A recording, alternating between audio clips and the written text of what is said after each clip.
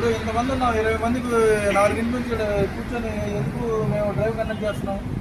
మీ మంచికే కదా, మాకేమైనా ఎక్స్ట్రా ఏమైనా వస్తుందా? జీతం రాదు కదా, మీ మంచి కోసమే కదా, యాక్సిడెంట్లు తగ్గించాలనే కదా మా ప్రయత్నం. మరి మీ సైడ్ నుంచి కూడా కోఆపరేషన్ ఉండాలి కదా. ఇప్పుడు ఇంత పెద్ద ఫ్లైఓవర్ ఉంది, ఇక్కడ ఇంత ఉంది, రాంగ్ రూట్లో ఇదిగో ఇటు పోయి అటు ఎక్కుతారు. ఇదిగో రాంగ్ రూట్లో పోతున్నాడు ఆ కుర్రోడు. ఎట పోవాలి?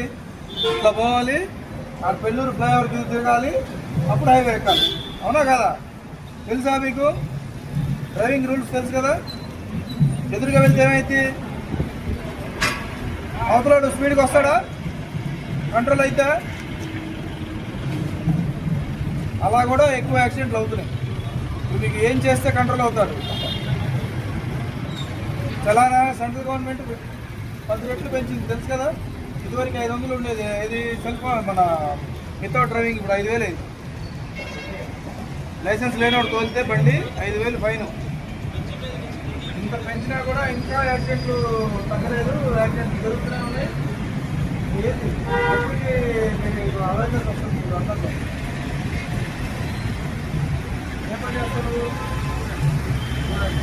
హెల్మెట్ పెట్టుకోవాలి.